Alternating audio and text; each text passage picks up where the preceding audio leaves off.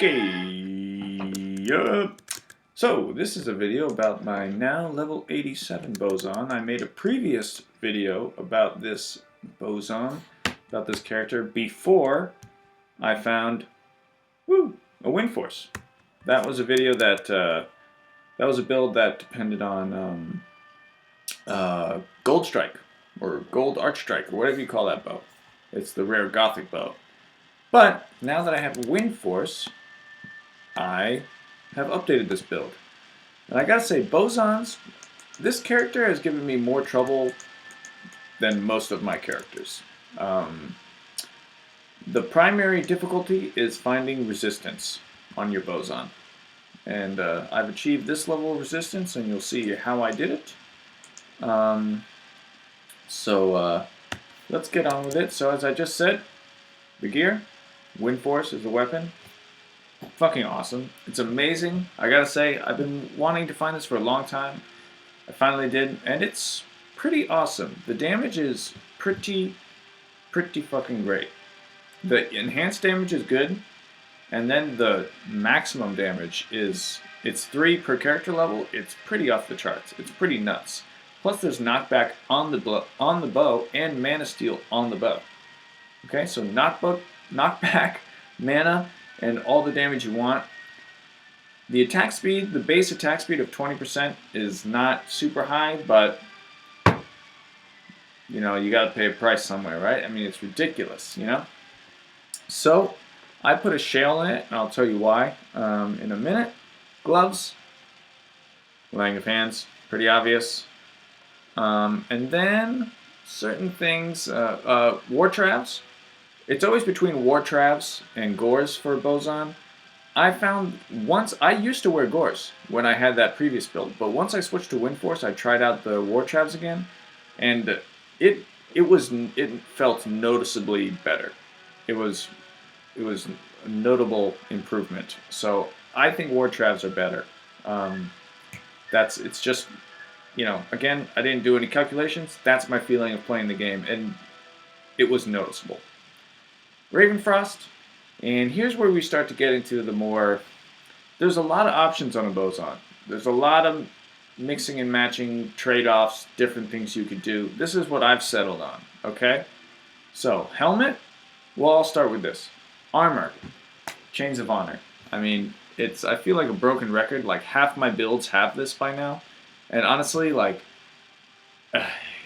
it's the, you know, depending, it's either, I think the best armor in vanilla single player, where I don't have any of the ladder only rune words, I don't play with Annie or Torch.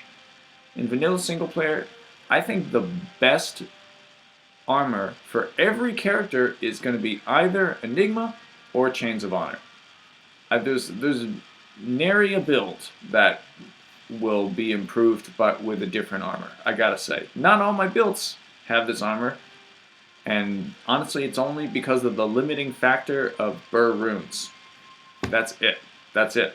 Okay? So the main reason I wear this armor is because of the huge dump of 65 all resistances. You could use maybe some of the other rune words like Smoke or Lionheart if you're on a budget, but 65 all resistances. And yeah, I know people are probably thinking about Treachery. I tried this build for a long time. I really tried to make this build work with Treachery, and it just kind of doesn't, because the thing about Treachery is once you get the Fade proc, you're golden. But the Fade is like a 5% chance, and I die all the time from souls before ever getting the Fade proc. You know what I mean? It's so it just really was not that good, you know? So, Chains of Honor. And then, Andes. The main reason for this is the increased attack speed, but it's also very good to have the plus skills and the lifesteal. And you'll notice I put an Ort, not a Ral, as you might think.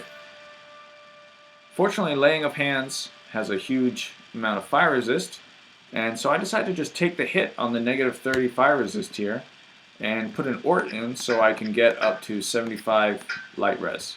And that is, again, to deal with Black Souls, which is like the most important thing.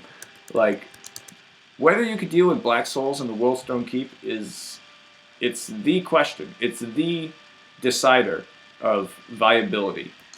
Okay? Your build is only viable in Hell if you can deal with Black Souls. Period. That's it. That's in my opinion. You know? There are different things you can do to get around it. I keep a Blackthorns and a T-Gods. But I don't switch to them. I don't like to change gear to deal with monsters. I like to have one setup that can deal with anything. That's how I like to play the game. And then, because of that, because I need to hit the 90% increased attack speed breakpoint, there's one at 9. There's 60, 90, and then 150. For a Bowzon, I think 60 is just kind of too slow. You know, 90 is it's reachable and good. And 150 is just kind of crazy. It's just hard to get to, basically. If you have the Gold Strike and you put a Shale in it, then your bow has 70 increased attack speed, and then you have a chance. And I actually did do that on my last build after. But with a windforce, I don't think it's really realistically possible to reach 150, I gotta say. So, I'm at the 90 breakpoint, so that's 20, 60, 80, and then I had to use Nose Coil to get that extra 10. You know, I had to give up on my Razor Tail. It's too bad, but I think in the end it's worth it. And it's a good belt. Increased attack speed, of course, as I said, the main reason for using it. Lifesteal, good. Strength, okay. I don't know. Slows target, doesn't do anything as far as I know. And then I just have this ring that's just more lifesteal and resistance. Mostly it's for the resistance, okay? So, yeah, that's how that goes. Charms, all attack, max damage AR, with the exception of just a couple resistance charms, just to plug it up a little bit. So, on Switch I have Demon Limb. I always use Enchant. A Lidless, just to get the one boost for my Valkyrie. And so now let's go into skills. So again, with Bowzon, you have a lot of options. You could mix and match and put different amounts into different skills. You have infinite. It's not like other builds. I find other builds it's like very clear what you should do. Bowzon's, yeah. So I conceive of this mostly as a strafer, so I max strafe. Multiple shot up to 20. I found multiple shot is actually really good. Once I switched to, I used to almost never use multiple shot, but once I switched to windforce, the damage is so high that your mana steal, it's multiple shot's kind of a high mana skill, and the mana steal and high damage on a windforce means that basically you never have any mana problems at all. You know, so multiple shot became a lot better once I switched to windforce. So now I get it up to 20 arrows. The damage never changes, so it's just how many arrows you want, really. Guided arrow, I did not quite max it. I almost maxed it. I know that sounds silly, but I don't use guided arrow very often. I use it basically for single source damage, and most of the time I'm using strafe or multiple shot. Then passives, again, a lot of options. The kind of anchor here is Valkyrie. I try to get a level 17 because level 17 is when they get a rare war pike. But I don't even know if that's worth it, to be honest. Maybe I just didn't want to do all the testing. I don't know. What's the lowest level you can have your Valkyrie where she's a reliable tank and not dying all the time? That's probably optimal. But a lot of people say level 17, and I went for it. I think it's good. Then critical up to 60%. You know, I don't know. The next level is a 1% improvement. Like just until you can't stand the diminishing returns. Pierce, I got up to 75%. I don't know. That felt good to me. That felt like a nice round number. 75%. Okay. And then penetrate. I just put like a decent amount in here until I felt like I had decent attack rating. And again, I always use enchant. So yeah, it's kind of between penetrate and guided arrow in the end for me. You can do more of one, less of the other. Up to you. Up to you. Okay? So, how it works out in the end. Get my Valkyrie going. enchant me. I always enchant my Merc as well. And see if we can get my Merc's Might Aura going. But yeah, Windforce is pretty dope. The damage is quite awesome.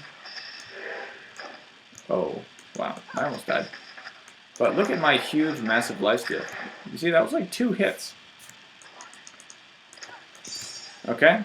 My lifesteal is like 33% between the Andes and the ring and everything. So let's do like a Bell Run. So yeah, 12.5k attack rating. Attack rating is quite important for the build. And strangely enough, Bowzons, you won't like automatically have good attack rating. Like a Zealer, once you've maxed Fanaticism and Zeal, you're like almost definitely going to have pretty decent attack rating. Not so on a Bowzon, I find. Without the enchant, I'm not even hitting 7k. You know, so you have to put points into Penetrate, and I find enchant to be very useful. Okay.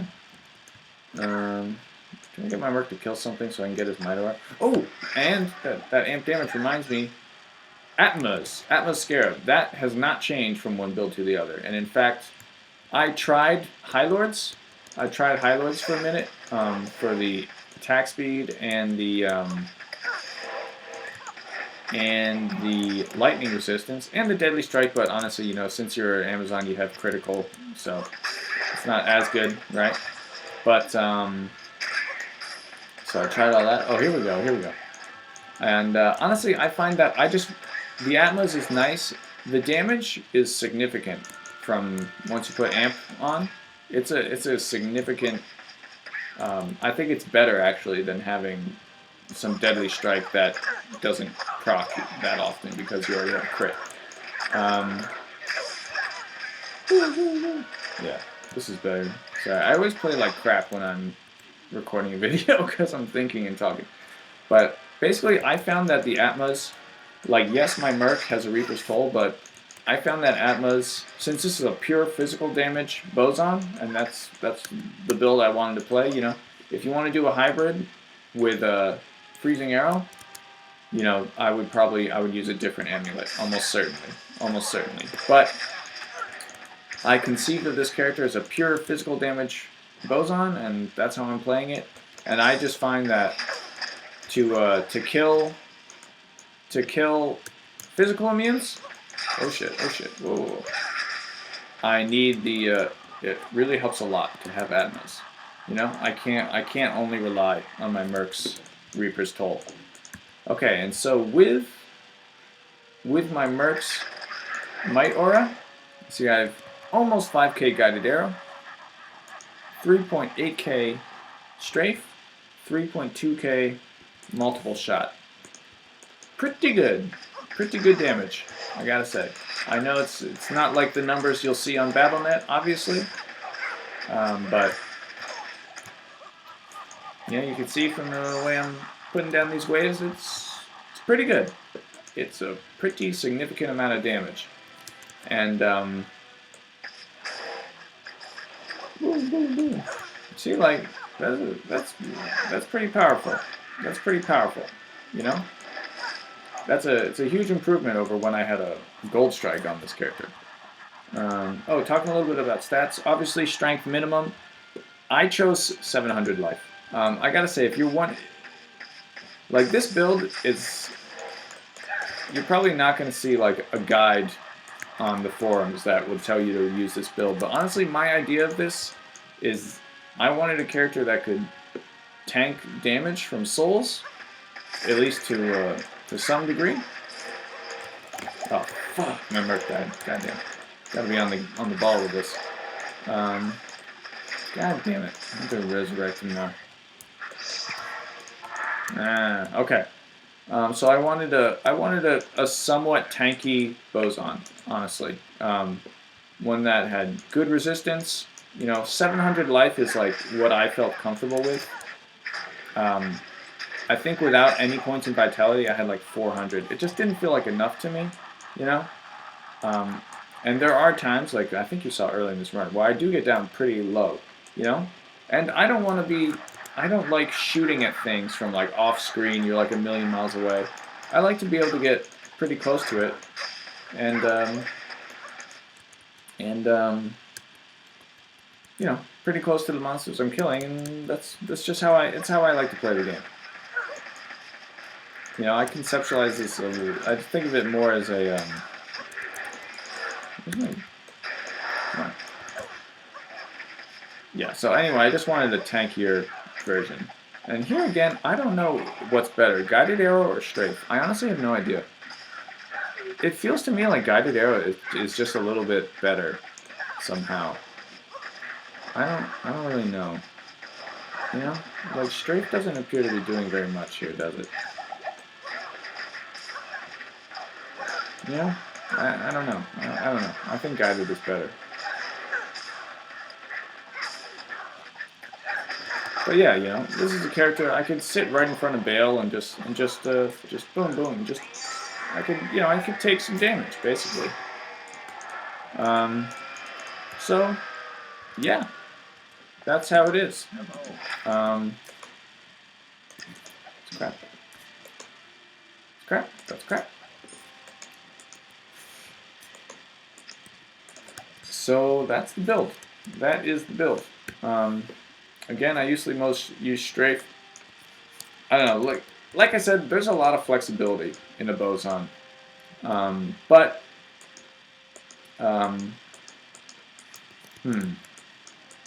what am I saying? In my opinion, I think it's better to have a Bowzon that has max resistance. And I found it was quite difficult to get max resistance. I'm not exactly sure. I kind of say I don't really like. I mean, at the level of gear I have, I can do this, but I don't know. I kind of wish some of my videos were a little more budget oriented. But because honestly, I hate. There's so many like Diablo 2 videos out there. They're like, hey, look at this build. It's like, oh, cool. Who would have thought that a character that has an Enigma and a Merc with Infinity, who would have thought that that build would have been viable? It's amazing. Oh, what a genius you are that you figured this out. You know what I mean? So I wish my build was a little more budget oriented sometimes, but there definitely you can. And my last Bowzon video is very much a budget build. There's only like one item that's a little rare, which is Giant Skull. But yeah, I think there are budget versions of this item, of this build. Not really with windforce. I mean, because it's very rare. But I probably my last Bowzon video, and maybe if you use like a smoke or a Lionheart, and I don't know, what helmet would you use? I don't know. I really don't know. So yeah, I do find Bowzons to be kind of tricky. Maybe, you know, to be honest, if you are truly a budget character, you might want to be like a Freezing Arrow hybrid. Something like that. The thing that really makes this difficult is the pure physical damage, needing Atmas. Atmas, being locked into Atmas reduces my flexibility on the rest of my gear by a lot. I think overall it's worth it, but it really does. So if you had a different way to deal with physical immunes by having a Freezing Arrow, I might go for that. Yeah. But anyway, that's the Bowzon revamp. This is what my I had like an idea of this character that would have windforce, and I would keep a razor tail, and then I would have like a 2-socketed Crown of Ages with 2 IAS jewels in it. That's like my dream version of this build. But I have 2 Crown of Ages, but they both have 1 socket, unfortunately. So this is where the build is at now. You know, that's just how it is.